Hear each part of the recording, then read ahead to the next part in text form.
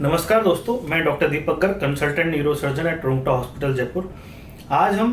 Spine injury के बारे में डिस्कस करेंगे और आपको ये बताएंगे कि स्पाइन इंजरी कैसे हो जाती है, कि जो हमारी रीढ़ की हड्डी की चोट है वो कैसे लग सकती है, किस किस कंडीशन में लग सकती है, और अगर आपके मरीज को स्पाइन इंजरी है तो उनको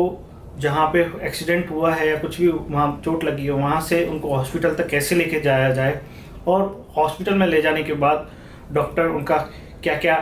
इन्वेस्टिगेशन कराते हैं, क्या क्या जांचें करते हैं और उनकी डायग्नोसिस बनाते हैं, और उस डायग्नोसिस के बाद उनका ट्रीटमेंट क्या क्या किया जाता है, इसके बारे में डिटेल डिस्कस करेंगे। जो कि स्पाइन इंजरी यानी कि रीढ़ की हड्डी की चोट, रीढ़ की हड्डी जैसे कि हमने स्पेसिमेन है ये, इस स्पेसिमेन में जो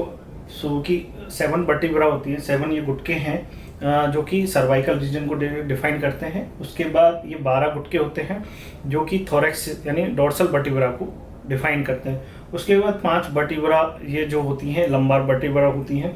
और इसके बाद नीचे सैक्रम होती है। अब जो सर्वाइकल है, सर्वाइकल जो है तो वो जो कंट्रोल करती है हाथ और पैर दोनों को कंट्रोल करती है। अगर सर्वाइकल के स्पाइन में इंजरी है तो पेशेंट को वीकनेस हो सकती है हाथ और पैर दोनों में, सांस लेने में भी दिक्कत हो सकती है, क्योंकि ये जो लेवल है यहाँ पे C4 C5 C6 है, जो कि अपनी सांस लेने की जो मैकेनिज्म है यानी डायफ्राम से है, मसल होती है ये, तो इसको सप्लाई करते हैं। अगर इसमें वीकनेस हो जाती है तो सांस लेने में भी दिक्कत हो जाती है। तो सर्वाइकल इंजरी के पेशेंट्स को क्रिटिकल होते हैं, उनको हो सकता है वेंटिलेटर पे भी रखना पड़ सकता है। और ये थोरेसिक वर्टिब्रा है जिसमें कि पेशेंट को अगर इसमें इंजरी होती है तो साथ में एब्डोमिनल इंजरी के चांसेस भी होते हैं, चेस्ट इंजरी के चांसेस भी होते हैं थोरेक्स वर्टिब्रा में।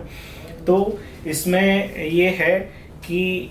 पेशेंट को लोअर लिम्ब में वीकनेस आती है, क्योंकि जो ऑलरेडी सर्वाइकल से हाथ को सप्लाई चली जाती है यहाँ पे, तो हाथ में वीकनेस नहीं आती है डोर्सल में। लेकिन इसमें क्या होता है कि स्पास्टिसिटी जो कि रिजिडनेस पैरों में होती है वो ज़्यादा कॉमनली थोरेसिक वर्टिब्रा में देखने को मिलती है। और उसके बाद जो लंबार वर्टिब्रा होती है यहाँ पे कॉर्ड L1 के लेवल पे ख़त्म हो जाती है। तो यहाँ पे स्पास्टिसिटी जनरली पैरों में नहीं आती है, लेकिन वीकनेस आ जाती है, और साथ में कि जो है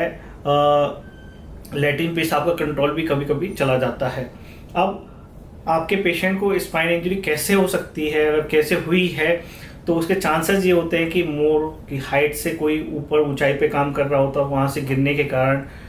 रीढ़ की हड्डी में फ्रैक्चर हो जाते हैं, या कोई रोड एक्सीडेंट में है तो वहाँ पे फ्रैक्चर हो सकते हैं रीढ़ की हड्डी में, या किसी की लड़ाई झगड़े में चोट लगने के कारण भी हो सकते हैं। और एक ऑस्टियोपोरोटिक फ्रैक्चर होता है कि ओल्ड एज में जो फीमेल्स होती हैं उनमें कॉमनली देखा जाता है, क्योंकि ओल्ड एज के टाइम में जो बोन की वीकनेस हो जाती है,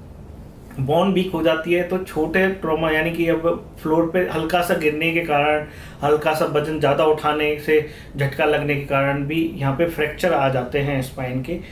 तो उसके लिए अब स्पाइन इंजरी हुई है मरीज को तो उनको वहाँ से डायरेक्ट ऐसे नहीं कि नॉर्मल पेशेंट की तरह उठाया जाता है, उनको एक हार्ड बोर्ड यानी हार्ड बोर्ड जो बेड एक तरह से जो मान लो बेड समेत ही उठाना चाहिए, जो कि हार्ड बोर्ड पे रहते हैं। क्योंकि मरीज को अगर हम लॉग रोलिंग करते हैं यहाँ पे आप ऐसे कंधे और बटक के पीछे दोनों को के हाथ रख के नहीं इनको रोटेट किया जाता है और फिर शिफ्ट किया जाता है, यानी कि आपको स्पाइन को शिफ्ट करते वक्त स्ट्रेट रखना है। और ये ध्यान रखना है कि अगर स्पाइन मुड़ता है, अगर ऑलरेडी वहाँ पे फ्रैक्चर है तो और वो हम न्यूरोलॉजिकली उनको डैमेज कर देते हैं, तो आपका शिफ्टिंग करते वक्त ध्यान रखना है। और यहाँ तक कि आप एम्बुलेंस में अगर एम्बुलेंस ड्राइवर है या एम्बुलेंस के में आप काम करते हैं तो ये आप हमेशा ध्यान रखें कि अगर पेशेंट को अगर बेहोश है, अगर उसको हेड इंजरी भी हुई है तो हो सकता है उसको स्पाइन इंजरी हो, या कहीं एब्डोमेन में इंजरी हुई है, पेट में इंजरी हुई है, तो भी चांसेस हो सकते हैं कि स्पाइन इंजरी हो। तो हमेशा पेशेंट को शिफ्ट करते वक्त ध्यान रखें कि लॉग रोलिंग का ध्यान रखें। और अब इनको अगर हम हॉस्पिटल लेके जाते हैं तो हॉस्पिटल में इनका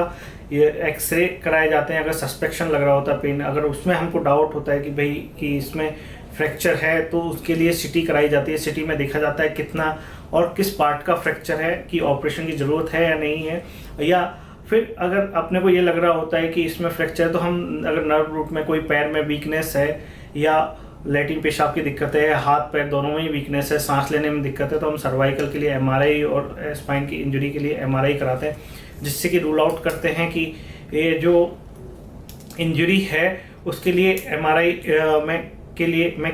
क्या प्रोसीजर करना चाहिए। अब प्रोसीजर में 2-3 प्रोसीजर, अगर मान लो कभी ये फ्रैक्चर हुआ है तो उसको स्टेबलाइज करने के लिए स्क्रू फिक्स किए जाते हैं, रॉड पे फिक्स किए जाते हैं। अगर हमें वहाँ पे मल्टीपल लेवल पे फ्रैक्चर होता है तो लॉन्ग सेगमेंट फिक्सेशन किया जाता है। कभी कभी इनको अगर जो स्पाइन है इसको 3 कॉलम में डिवाइड किया जाता है। अगर मान लो फ्रैक्चर आ गई है तो हमें डायरेक्ट फिक्स कर सकते हैं, और लेकिन हमें कभी कभी बहुत बार 360 डिग्री फिक्सेशन की ज़रूरत होती है कि आगे से anterior approach and posterior approach दोनों यूज करते हैं फिक्सेशन के लिए। तो हमने इतना स्पाइन इंजरी के बारे में डिस्कस किया। अब स्पाइन इंजरी में जो है कि स्पाइन इंजरी किस लेवल पे हुई है उससे डिपेंड करता है कि डिफिशिट कहाँ आएगा। एक तो पॉइंट ये है, और एक पॉइंट ये है कि आपको जब भी शिफ्ट करें तो लॉग रोलिंग का ध्यान रखें कि पेशेंट को शिफ्ट करते वक्त आपको ध्यान रखना है कि कहीं इंजरी ना बढ़े। और अगर पेशेंट को सांस की दिक्कत हो रही है तो हो सकता है वेंटिलेटर की ज़रूरत पड़ती है। अगर फिक्सेशन की रिक्वायरमेंट है तो उनको ऑपरेशन की ज़रूरत पड़ सकती है। धन्यवाद।